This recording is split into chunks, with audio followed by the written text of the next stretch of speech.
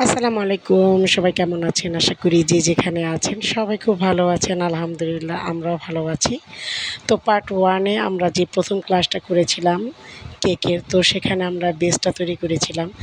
এখন আজকে পার্ট 2 ক্লাসের দ্বিতীয় দিন। আজকে আমরা কেকগুলোকে ডেকোরেশন করে সাজাবো। তো প্রথমে ডেকোরেশন করার জন্য আমরা কেকগুলোকে স্লাইস করে নিচ্ছি, 3টি ভাগে ভাগ করে নেব। এটা হচ্ছে স্ট্রবেরি ফ্লেভারের কেকটা। তো এই কেকটাকে আমরা প্রথমে স্লাইস করে তারপর সুগার সিরাপ দিয়ে দিচ্ছি। তো সর্বপ্রথম সুগার সিরাপটা আমাদের আগেই তৈরি করে রাখতে হবে, তারপরে আমরা কাজটা খুব দ্রুতই করে ফেলব।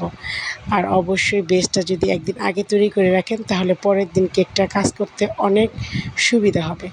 তো যাই হোক, এখন আমরা আস্তে আস্তে সকল স্লাইসে সুগার সিরাপ দিয়ে ক্রিম দিয়ে তারপরে এখানে কিছু চকলেট দিয়ে দিচ্ছি। আপনারা আপনাদের মন মতো করে দিতে পারেন, কারণ অনেকে ক্রিম বেশি খায়, অনেকে কম খায়। তো আপনাদের সুবিধা মতো আপনারা দিয়ে দিবেন। তো যেহেতু এটা একটা পেস্ট্রি কেক ছিল, আমরা এটাকে কমপ্লিট করে সাইডে নর্মাল ফ্রিজে রেখে দেবো। দেন আমরা চলে যাচ্ছি অরেঞ্জ ফ্লেভারের কেকটা করতে। তো অরেঞ্জ ফ্লেভারের কেকের জন্য সর্বপ্রথম আমরা অরেঞ্জ ক্রিমটা তৈরি করে নিলাম।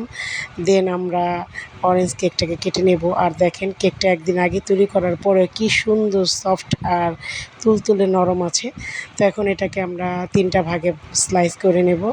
তো সেম টু সেম প্রসেস আমরা আস্তে আস্তে এটাকে কেটে নিচ্ছি।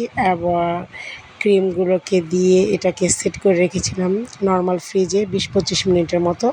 দেন আমরা এটার উপরে ক্রিম অ্যাপ্লাই করতেছি। আর সবসময় মনে রাখবেন, প্রত্যেকটা কেক স্লাইস করে ক্রিম লাগিয়ে ক্রামকোট করে অবশ্যই 15 থেকে 20 মিনিট ফ্রিজে রেখে দেন কাজ করবেন। তাহলে দেখবেন এটা ফিনিশিংটা খুব সুন্দর আসবে। তো যেহেতু ক্লাস টাইম এত সময় পাওয়া যায় না, তো যতটুকু সম্ভব আমাদের শেফ খুব সুন্দর করে ফিনিশিং দেওয়ার চেষ্টা করেছে। এখন এটার উপরে আমরা দিয়ে দিব চকলেট গানাশ। আর এখানে আজকে ভ্যানিলা ফ্লেভারের চকলেট গানাশটা তৈরি করা হয়েছিল।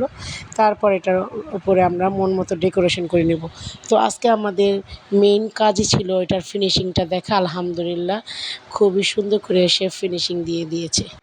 সব কাজ শেষ করার পর এগুলোকে কাটিং করা হচ্ছে, সব স্টুডেন্টকে খাওয়ানো হবে।